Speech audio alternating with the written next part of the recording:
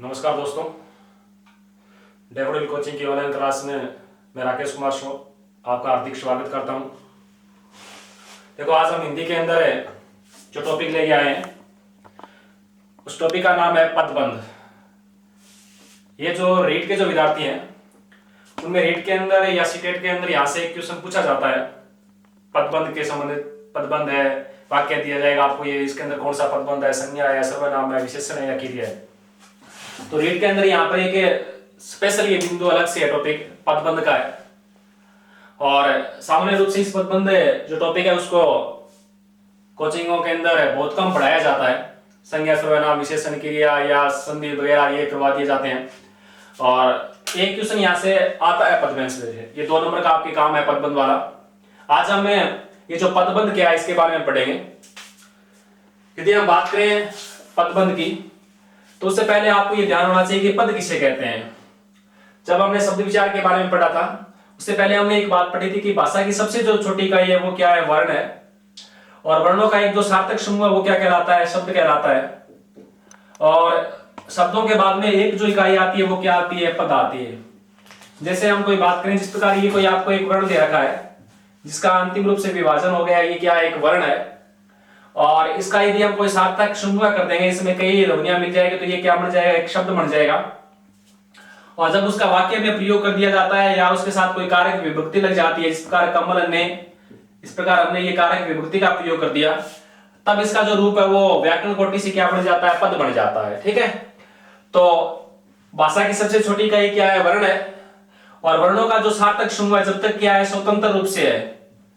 वर्णों का सार्थक समूह है जब तक क्या है, स्वतंत्र है, वो क्या कहलाता है, शब्द कहलाता है।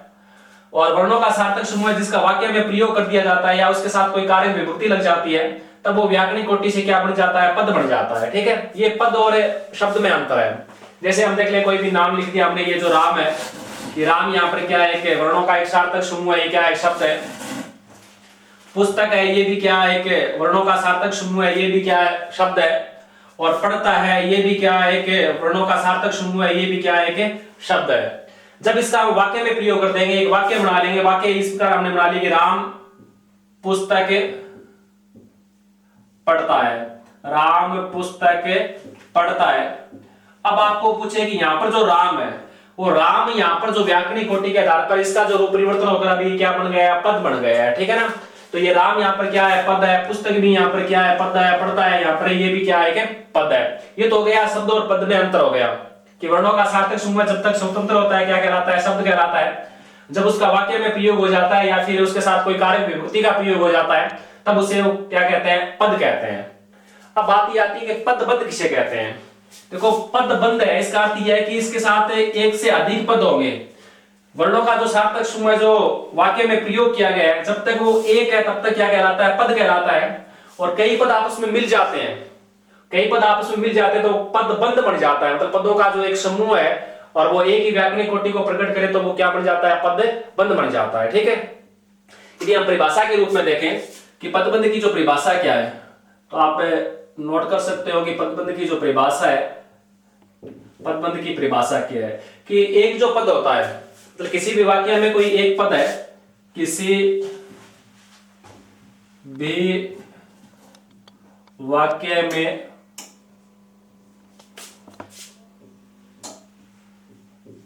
एक पद विशेष द्वारा, एक पद विशेष द्वारा जो कार्य किया जाता है, जो कार्य किया जाता है,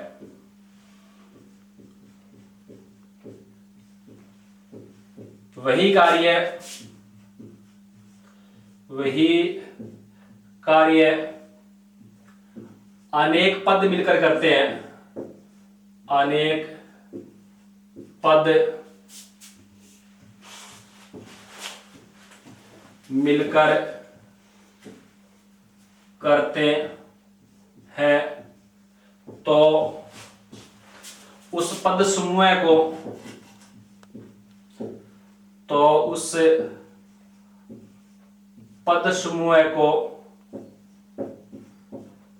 पदबंध कहा जाता है, पदबंध कहा जाता है।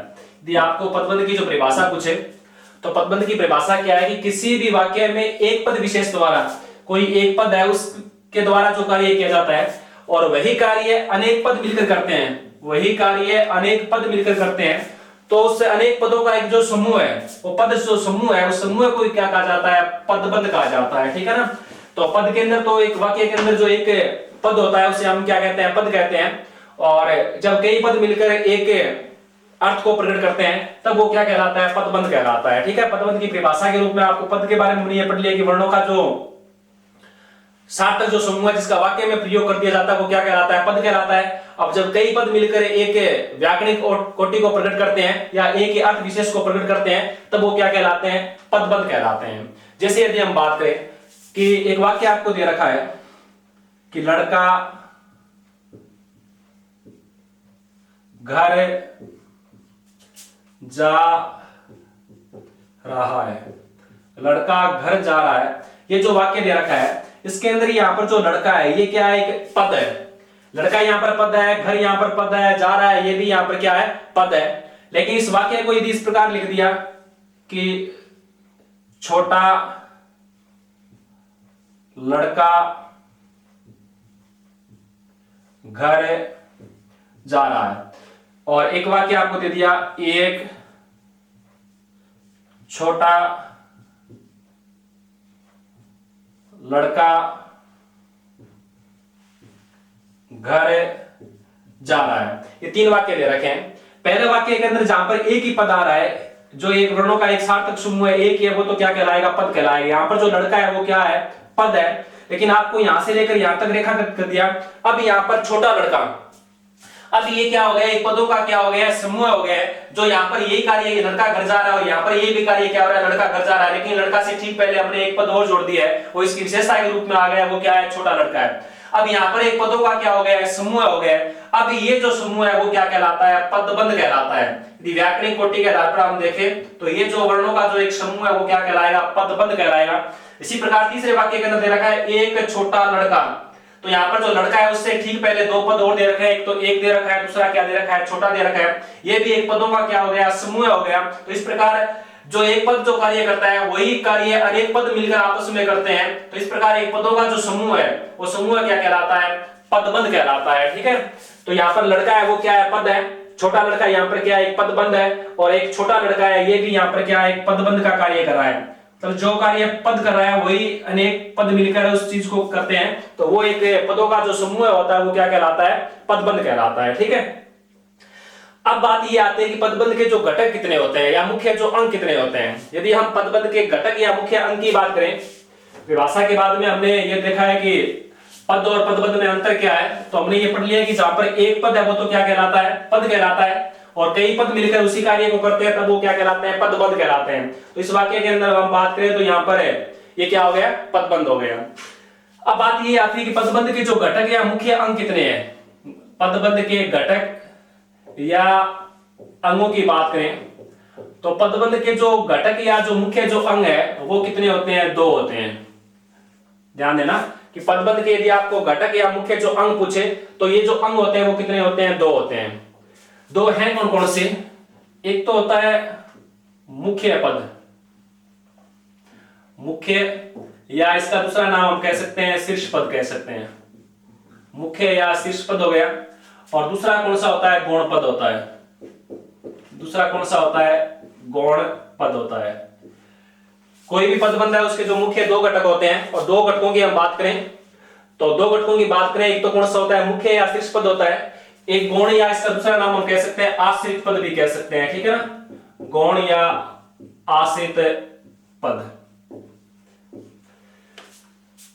कोई भी पदबंध है उसके दो घटक हैं, एक तो मुख्य घटक होता है और एक दूसरा कौन सा होता है, आश्रित पद होता है या गौण पद होता है। ठीक है। अब बात ये आती है कि कोई भी आपको पदबंध दे रखा है उसके अंदर आपको एक से अधिक पद मिलेंगे, ये तो बात है, क्योंकि एक से अधिक हो गए तभी हम उसे क्या कहेंगे, पदबंध कहेंगे। और एक ही पद दे रखा है वो तो क्या कहलाता है, पद कहलाता है। तो एक से अधिक होंगे तो उसके अंदर एक तो मुख्य होगा और एक कौन सा होगा, गौण, या एक कौन सा होगा, आश्रित होगा। ठीक है। अब बात ये आती है कि शीर्ष पद किसे कहते हैं और आश्रित पद किसे कहते हैं। इस प्रकार ये आपको एक वाक्य दे रखा है, एक छोटा लड़का है, इसके अंदर ये जो वाक्य दे रखा है और इस वाक्य को रेखांकित कर रखा है, और रेखांकित करने के बाद में जो अंतिम जो पद आ रहा है, जिस पद तक रेखांकित कर रखा है और जिस विषय के बारे में हम बात कर रहे हैं, यहाँ पर बात हो रही है किसके बारे में हो रही है, लड़के के बारे में बात हो रही है, और अंतिम जो पद है वो कौन सा है, यहाँ पर लड़का है। तो इस वाक्य के अंदर आपको ये पूछे कि यहाँ पर शीर्ष पद कौन सा है और आश्रित पद कौन सा है, तो यहाँ पर ये जो लड़का जो दे रखा है, ये जो पद दे रखा है, ये पद क्या कहलाएगा, शीर्ष पद कहलाएगा।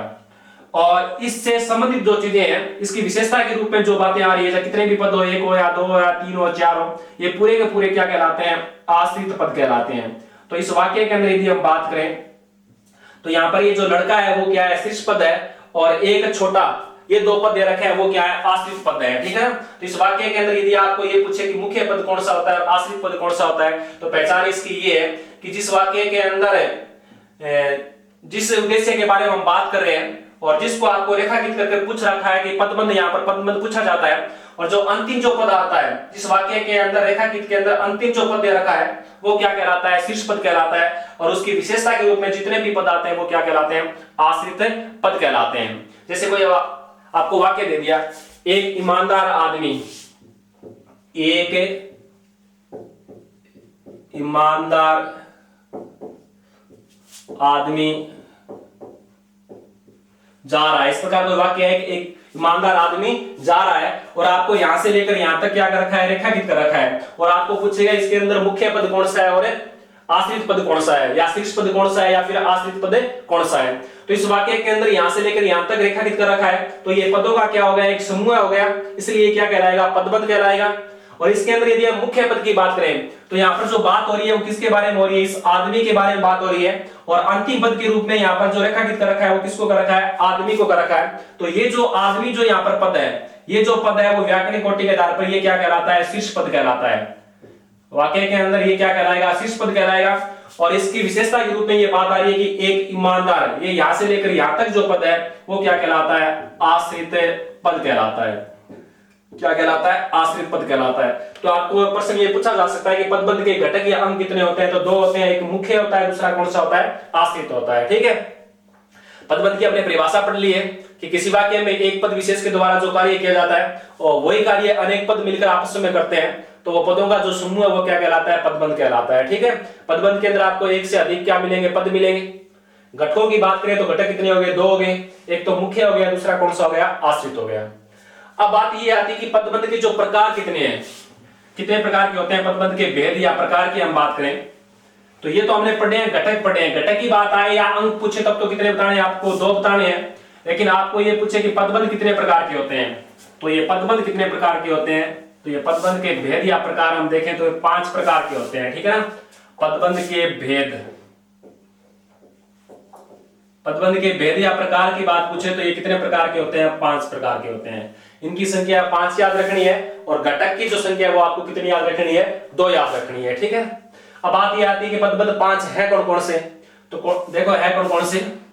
एक तो होता है संज्ञा पदबंध होता है, एक तो कौन सा है, संज्ञा पदबंध है, एक सर्वनाम पदबंध है, संज्ञा पदबंध, सर्वनाम पदबंध, एक विशेषण पदबंध है,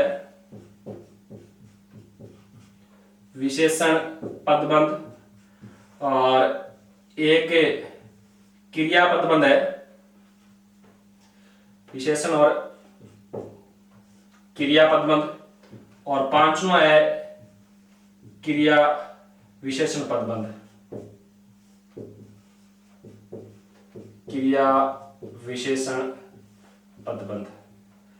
हमने जो विकारी और अविकारी जो शब्द पढ़े थे उसमें हमने 4 तो क्या पढ़े थे, विकारी पढ़े थे, और 4 ही क्या पढ़े थे, अविकारी पढ़े थे।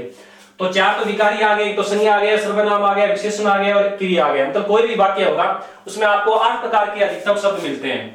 कोई भी वाक्य होता है उसके अंदर या तो संज्ञा शब्द हो सकता है, या सर्वनाम है, या विशेषण है, या क्रिया है, या फिर क्रिया विशेषण मिलेगा, या संबंध बोधक मिलेगा, या समुच्चय बोधक मिलेगा, या फिर कौन सा मिलेगा, विस्मयादि बोधक मिलेगा। कोई भी वाक्य उसमें अधिकतम आपको कितने प्रकार के शब्द मिल सकते हैं, 8 प्रकार के मिल सकते हैं। ठीक है, उसके आधार पर पदबंध के जो मुख्य भेद माने गए हैं वो कितने माने गए हैं? 5 माने गए हैं। कई किताबों में आपको 8 मिल सकते हैं, लेकिन 8 कब करेंगे? जब क्रिया विशेषण दे रखा है, समुच्चय बोधक दे रखा है, संबंध बोधक दे रखा है। लेकिन वो संबंध बोधक, समुच्चय बोधक, अविकारी वाले जो 4 है वो एक के अंदर शामिल कर लिए गए हैं। किसके अंदर कर लिए गए हैं? क्रिया विशेषण के अंदर कर लिए गए हैं। ठीक है, तो आपको पदबंध के मुख्य भेद पूछे तो ये कितने बताने? आपको 5 ही बताने हैं। 5 के अंदर एक संज्ञा हो गया, एक सर्वनाम हो गया, एक विशेषण हो गया, एक क्रिया हो गया और एक कौन सा हो गया? क्रिया विशेषण हो गया। अब देखो इनकी पहचान क्या है कि यदि आपको कोई भी वाक्य दे रखा है और कोई भी वाक्य दे रखा है, उस वाक्य के अंदर जो अंतिम जो पद है उस अंतिम पद को आपको रेखांकित कर रखा है। जिस वाक्य के अंदर 2 या 3 पद जो रेखांकित कर रखे हैं और अंतिम पद यदि संज्ञा पद आ रहा है तब तो वहां पर जो पदबंध कौन सा हो जाएगा? संज्ञा हो जाएगा। और अंतिम पद के रूप में यदि कोई सर्वनाम शब्द आता है तब वहां पर जो पदबंध है वो कौन सा हो जाएगा? सर्वनाम हो जाएगा। और यदि अंतिम पद के रूप में क्या आ रहा है? विशेषण आ रहा है, तब वहां पर कौन सा हो जाएगा? विशेषण पदबंध हो जाएगा। और अंतिम पद के रूप में जहां पर रेखांकित कर रखा है, क्रिया को कर रखा है, तो वहां पर क्रिया पदबंध हो जाएगा। और क्रिया विशेषण शब्दों को यदि रेखांकित कर रखा है तब आपको कौन सा करना है? क्रिया विशेषण पदबंध करना है। अब देखो वाक्य किस प्रकार आएगा। जैसे कोई वाक्य दे रखा है, यदि हम संज्ञा पदबंध की बात करें, एक वाक्य है, हमेशा झूठ बोलने वाले लोग बहुत है। इस प्रकार का वाक्य दे रखा है कि हमेशा झूठ बोलने वाले लोग बहुत हैं और आपको इस प्रकार रेखांकित कर रखे हैं, हमेशा झूठ बोलने वाले लोग, यहां तक रेखांकित मिलेगा आपको। ठीक है ना, यदि पदबंध पूछेगा तो आपको जिस चीज को पूछना चाहता है वहां तक आपको क्या देगा? रेखांकित अंकित देगा। अब आपको ये पदबंध दे रखा है, यहाँ पर देखो ये भी पद है, ये भी पद है, ये भी पद है और ये भी पद है और ये भी पद है। ये पदों का क्या है? एक समूह है और एक विशेषता को ये क्या कर रहा है? प्रकट कर रहा है, तब ये क्या कहलाता है? पदबंध कहलाता है। अब बात ये है कि ये संज्ञा पदबंध है या सर्वनाम है या विशेषण है या क्रिया है या क्रिया विशेषण है। ये जो पदों का जो समूह है इसके अंदर हम ये देखें कि यहाँ पर शीर्ष पद कौन सा है और आश्रित कौन सा है। तो यहाँ पर जो बात हो रही है वो किसके बारे में हो रही है? लोग के बारे में बात हो रही है कि हमेशा झूठ बोलने वाले लोग। अंतिम जो पद आ रहा है वो क्या आ रहा है? लोग आ रहा है। और ये जो लोग जो पद है वो तो यहाँ पर क्या है? शीर्ष पद है। और इससे संबंधित जितने भी बातें दे रखी है, हमेशा झूठ बोलने वाले, ये जो 4 पद दे रखे हैं, ये जो 4 पद है वो क्या कहलाते हैं? आश्रित पद कहलाते हैं। क्या कहलाते हैं? आश्रित पद कहलाते हैं। अब आपको ये पूछेगा निम्न में से यहाँ पर संज्ञा पदबंध का उदाहरण है या विशेषण का है या फिर क्रिया का है या सर्वनाम का है। तो आपको ये देखना है कि यहाँ पर जो अंतिम जो शब्द है ये लोग आता है, ये लोग जो शब्द है वो क्या है? संज्ञा शब्द है। और यहाँ पर इस संज्ञा शब्द के बारे में चर्चा हो रही है, तो ये पदबंध कौन सा हो जाएगा? संज्ञा पदबंध का उदाहरण है। और यदि आपको यहां से लेकर यहां तक रेखांकित दे रखा है तो अंतिम पद को आपको देखना है कि शीर्ष पद पर जो बात आ रही है, शीर्ष पद पर जो भी शब्द आ रहा है वो संज्ञा है या सर्वनाम है या विशेषण है या क्रिया विशेषण है, उसके आधार पर हम इसका क्या करेंगे? नामकरण करेंगे। ठीक है, तो यहाँ पर अंतिम जो पद क्या आ रहा है? संज्ञा के रूप में आ रहा है, तो ये कौन सा पदबंध हो जाएगा? संज्ञा पदबंध हो जाएगा। अब यदि आपको उसने रेखांकित दे दिया, यहां तक दिया नहीं है और यहां तक रेखांकित दे दिया, बोलने वालों तक दे दिया कि हमेशा झूठ बोलने वाले। अब ये जो बात है कि हमेशा झूठ बोलने वाले, ये लोगों की क्या बताई जा रही है? विशेषता बताई जा रही है। लोग जो शब्द है उसकी विशेषता है कि वो हमेशा क्या करते हैं? झूठ बोलते हैं। तो यहां से लेकर यहां तक यदि आपको कोई पदबंध दे रखा है तो इसे हम क्या कह सकते हैं? विशेषण पदबंध कह सकते हैं, क्योंकि ये किसके रूप में आ रहा है? विशेषण के रूप में आ रहा है। तो ये पदबंध कौन सा हो जाएगा? विशेषण पदबंध हो जाएगा। और यदि आपको यहां तक रेखांकित दे रखा है तब ये कौन सा हो जाएगा? संज्ञा पदबंध हो जाएगा। ठीक है, तो संज्ञा पदबंध कहां पर होगा? यदि वाक्य के अंदर जो अंतिम जो पद है, शीर्ष पद है, वो यदि संज्ञा पद आ रहा है तब आपको कौन सा करना है? संज्ञा पदबंध करना है। यदि अंतिम पद सर्वनाम के रूप में आ रहा है तब वो कौन सा हो जाएगा? सर्वनाम पदबंध हो जाएगा। ठीक है, अगर देखो दूसरा हम देखें, सर्वनाम पदबंध की बात करें, जैसे कोई वाक्य दे रखा है, शेर के समान दहाड़ने वाले तुम शांत क्यों हो? इस प्रकार कोई वाक्य दे रखा है कि शेर के समान दहाड़ने वाले तुम आज चुप क्यों हो या शांत क्यों? इस प्रकार कोई वाक्य दे रखा है, शेर के समान दहाड़ने वाले तुम।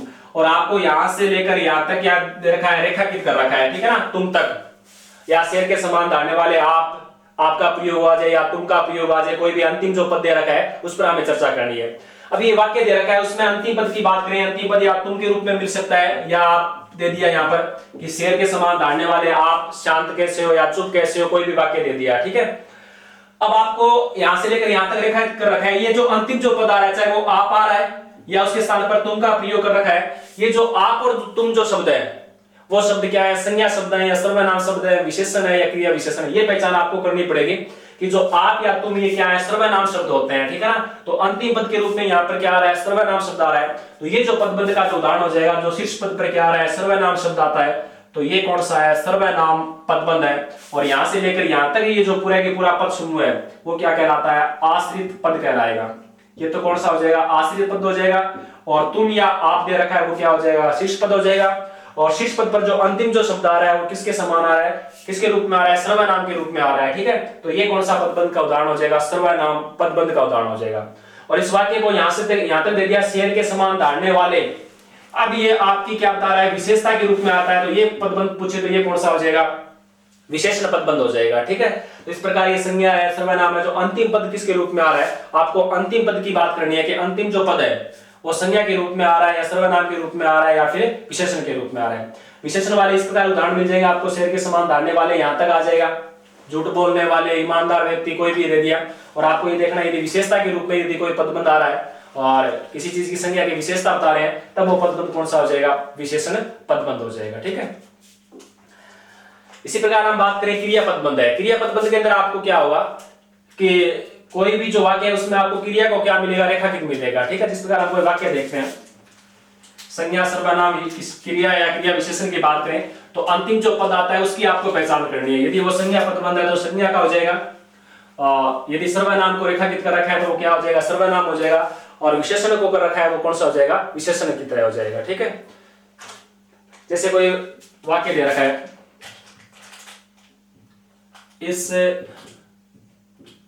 माह के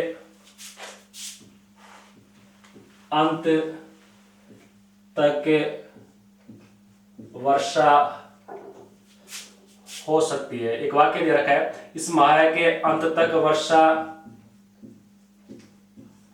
हो सकती है। एक वाक्य तो ये है। एक वाक्य दे रखा है, आसमान में उड़ने वाला गुब्बारा नीचे आ गया। एक वाक्य ये दे रखा है, आसमान में उड़ने वाला जो गुब्बारा है वो क्या आ गया, नीचे आ गया। एक वाक्य दे रखा है, दीवार के पास खड़ा पेड़ गिर गया। एक वाक्य दे रखा है, वह नाव डूबती चली गई। एक वाक्य दे रखा है, हमें सावधानी पूर्वक चलना चाहिए। हमें बहुत सावधानी पूर्वक, बहुत शब्द और जोड़ देते हैं इसके आगे, हमें बहुत सावधानी पूर्वक चलना चाहिए। इस प्रकार यदि आपको वाक्य दे रखे हैं, ठीक है। या एक वाक्य और लिखता हूं, बहुत बोलने वाले तुम, बहुत बोलने वाले तुम चुप क्यों या शांत क्यों, इस प्रकार आपको वाक्य दे दिया, ठीक है। इस प्रकार आपको वाक्य मिलेगा। एक वाक्य और, बच्चा खाना खाकर सो गया। ये जो वाक्य दे रखे हैं और आपको इसके अंदर क्या बताना है, पदबंध बताना है। ठीक है, अब आपको यदि वो पदबंध पूछेगा तो इसके अंदर आपको रेखाचिन्ह मिलेगा। रेखाचिन्ह इस प्रकार आपको दे दिया कि इस माह के अंत तक, तो यहाँ पर उसने दे रखा है माह के अंत तक दे रखा है, यहां तक रेखांकित कर रखा है। और आसमान में उड़ने वाला गुब्बारा, इसको यहां तक आसमान में उड़ने वाला गुब्बारा यहां तक रेखांकित कर रखा है। दीवार के पास खड़ा पेड़ यहां तक रेखांकित कर रखा है। और यहां पर डूबती चली गई यहां तक रेखांकित कर रखा है। और बहुत सावधानी पूर्वक इस पद को रेखांकित कर रखा है। और यहां पर बहुत बोलने वाले तुम यहां तक रेखांकित कर रखा है। और यहां पर खाकर सो गया। इस प्रकार आपको कोई भी वाक्य मिलेगा उसे क्या मिलेगा, रेखांकित मिलेगा। ठीक है ना। अब आपको यह बताना है कि यहाँ पर जो पदबंध है वो पदबंध कौन सा है, संज्ञा है या सर्वनाम है या विशेषण है या क्रिया पदबंध है। देखो पहला जो वाक्य दे रखा है इस माह के अंत तक, इस वाक्य के अंदर जहां पर रेखांकित कर रखा है जो अंतिम जो शब्द आ रहा है वो क्या आ रहा है, तक आ रहा है। अब ये जो तक शब्द है वो आपको देख रहा है कि संज्ञा है या सर्वनाम है, विशेषण है या फिर क्रिया विशेषण है या अव्यय है। अब ये जो तक जो शब्द है वो क्या है, अव्यय या अविकारी शब्द है। मतलब इसका कोई लिंग वचन काल कार्य के आधार पर क्या नहीं होगा, परिवर्तन नहीं होगा। तो अविकारी जो शब्द है उन चारों अविकारी शब्दों को किसमें शामिल किया गया है, क्रिया विशेषण में शामिल किया गया है। तो ये जो अंतिम जो पद आ रहा है वो किसके रूप में आ रहा है, क्रिया विशेषण के रूप में आ रहा है। ठीक है, तो इस माह के अंत तक यहां तक रेखांकित कर रखा है। तो शीर्ष पद पर यहां पर क्या शब्द दे रखा है, तक दे रखा है। ये तक ये क्या है, क्रिया विशेषण मतलब अविकारी शब्द है। तो अविकारी जो शब्द के जितने भी उदाहरण है वो किसमें आएंगे, क्रिया विशेषण पदबंध कहलाएगा। तो ये कौन सा हो जाएगा, क्रिया विशेषण पदबंध का उदाहरण हो जाएगा यदि तक को रेखांकित कर रखा है। ठीक है, यदि वर्षा को रेखांकित कर रखा है तब ये कौन सा हो जाएगा, संज्ञा पदबंध हो जाएगा। इसी प्रकार देखो आसमान में उड़ने वाला गुब्बारा, अब गुब्बारा जो शब्द है वो क्या है, संज्ञा शब्द है। शीर्ष पद पर जो पद दे रखा है वो क्या दे रखा है, संज्ञा दे रखा है। और संज्ञा जो शब्द दे रखा है तो यहाँ पर संज्ञा शब्द की हम चर्चा कर रहे हैं, तो ये पदबंध का कौन सा उदाहरण हो जाएगा, संज्ञा पदबंध का उदाहरण हो जाएगा। और यदि आपको ये दे दिया आसमान में उड़ने वाला, तो ये गुब्बारा की विशेषता है कि गुब्बारा कहां पर उड़ रहा है, आसमान में उड़ रहा है। और यहां तक यदि आपको रेखांकित कर रखा है तब ये कौन सा हो जाएगा, विशेषण पदबंध हो जाएगा। इसी प्रकार आपको दे रखा है दीवार के पास खड़ा पेड़, अंतिम पद के रूप में यहाँ पर क्या दे रखा है, पेड़ शब्द दे रखा है। और पेड़ है वो शब्द है वो क्या है, संज्ञा शब्द है। और ये भी आपको पूछे तो किस पदबंध का उदाहरण हो जाएगा, ये संज्ञा पदबंध का उदाहरण हो जाएगा। और यदि आपको यहाँ पर दे दिया दीवार के पास खड़ा, तो ये पेड़ की क्या बताई जा रही है, विशेषता बताई जा रही है। तो यहाँ तक दे देता भी ये कौन सा हो जाएगा, विशेषण पदबंध हो जाएगा। अब देखो वह नाव डूबती चली गई, अब चलना यहाँ पर क्रिया है और वो डूबती चली गई मतलब क्रिया के रूप में, यहाँ पर विशेषता के रूप में आता है। तो ये पूरा का पूरा जो पदबंध है डूबती चली गई, ये आपको पूछे डूबती चली गई ये क्या है, ये क्या बता रहा है, क्रिया की क्या बताई जा रही है, विशेषता बताई जा रही है। तो अंतिम पद यहाँ पर क्या आ रहा है, क्रिया आ रहा है। तो ये कौन सा हो जाएगा, क्रिया पदबंध हो जाएगा। कौन सा हो जाएगा, क्रिया पदबंध हो जाएगा। इसी प्रकार हमें बहुत सावधानी पूर्वक चलना चाहिए, तो चलना चाहिए यहाँ पर क्रिया है। और क्रिया की विशेषता क्या बताई जा रही है, बहुत सावधानी पूर्वक। तो यहाँ पर क्रिया की विशेषता बताने वाले शब्द क्या कहलाते हैं, क्रिया विशेषण कहलाते हैं। और यहाँ पर जो रेखांकित कर रखा है वो किसको कर रखा है, क्रिया विशेषण शब्दों को रेखांकित कर रखा है। तो ये पदबंध है वो कौन सा हो जाएगा, क्रिया विशेषण पदबंध हो जाएगा। तो यहाँ पर हमें बहुत सावधानी पूर्वक चलना चाहिए। तो चलना क्या है, क्रिया है। और क्रिया की विशेषता है, और विशेषता किसके रूप में आ रही है, सावधानी पूर्वक आ रही है। तो यहाँ पर ये जो पदबंध का उदाहरण पूछे तो ये कौन सा हो जाएगा, क्रिया विशेषण पदबंध का उदाहरण हो जाएगा। ठीक है, इसी प्रकार देखो बहुत बोलने वाले तुम, यहाँ पर अंतिम जो पद आ रहा है वो किसके रूप में आ रहा है, तुम के रूप में आ रहा है। और तुम है हमें पता है, तुम जो शब्द है वो क्या है, सर्वनाम है। तो ये आपको पदबंध का उदाहरण पूछे तो ये कौन सा पदबंध हो जाएगा, सर्वनाम पदबंध हो जाएगा। ठीक है, और इसी प्रकार बच्चा खाना खाकर सो गया, खाना खाकर सो गया। यहाँ पर देखो खाकर ये पूर्वकालिक क्रिया है, दो क्रिया यहाँ पर, सोना भी क्रिया है और खाना भी क्या है, क्रिया है। इन दोनों पदों के अंदर जो कार्य हो रहा है वो किसके रूप में हो रहा है, क्रिया के रूप में हो रहा है। तो यहाँ पर जो प्रधानता है वो किसकी है, क्रिया की प्रधानता है। और क्रिया के बारे में हम बता रहे हैं, तो ये पदबंध का जो उदाहरण हो जाएगा वो कौन सा हो जाएगा, क्रिया पदबंध का उदाहरण हो जाएगा। किसका, क्रिया पदबंध का उदाहरण हो जाएगा। तो इस प्रकार ये जो पदबंध छोटा सा टॉपिक है और रीट के अंदर यहाँ पर एक क्वेश्चन पूछा जाता है। और आपको पद का अर्थ भी हमने बता दिया कि पद और पदबंध में अंतर क्या है, कि वर्णों का जो सार्थक समूह है जिस वाक्य में प्रयोग हो जाता है तब वो क्या बन जाता है, पद हो जाता है। और कई पद मिलकर एक व्याकरणिक कोटि को प्रकट करते हैं तब वो क्या कहलाते हैं, पदबंध कहलाते हैं। इसके अंग या घटक पूछे तो इसके अंग और घटक हमने कितने पढ़े हैं? 2 पढ़े हैं। एक तो मुख्य और दूसरा कौन सा है? आश्रित है। उसके बाद में यदि आपको पदबंध के जो प्रकार पूछे तो प्रकार कितने हैं? 5 है। और 5 है कौन कौन से? एक संज्ञा, सर्वनाम, विशेषण और क्रिया और क्रिया विशेषण है। इस प्रकार आपको कोई भी वाक्य मिलेगा और वाक्य के अंदर आपको किसकी पहचान करनी है? पदबंध की पहचान करनी है, ठीक है ना। और पदबंध की पहचान करते समय आपको जहां पर रेखांकित कर रखा है उस अंतिम पद को आपको देखना है कि अंतिम जो पद है वो संज्ञा शब्द है या सर्वनाम है, विशेषण है या क्रिया विशेषण है। उसके आधार पर हम इस काम क्या करेंगे? नामकरण करेंगे। जो शीर्ष पद पर होगा वो यदि संज्ञा तो वो संज्ञा पदबंध का उदाहरण हो जाएगा। शीर्ष पद पर यदि आपको कोई सर्वनाम शब्द रखा है तो वो सर्वनाम पदबंध हो जाएगा। और कोई क्रियापद के रेखांकित कर रखा है तो वो कौन सा हो जाएगा? क्रिया पदबंध हो जाएगा। कोई अधिकारी शब्द दे रखे हैं इस प्रकार तब वो कौन से हो जाएंगे? क्रिया विशेषण पदबंध का उदाहरण हो जाएगा। इस प्रकार आपका ये जो पदबंध का जो टॉपिक है ये हमने पढ़ लिया है और यहाँ से रीट के अंदर एक क्वेश्चन जरूर पूछा जाता है, ठीक है। तो आज हम इतना ही पढ़ेंगे पदबंध। धन्यवाद।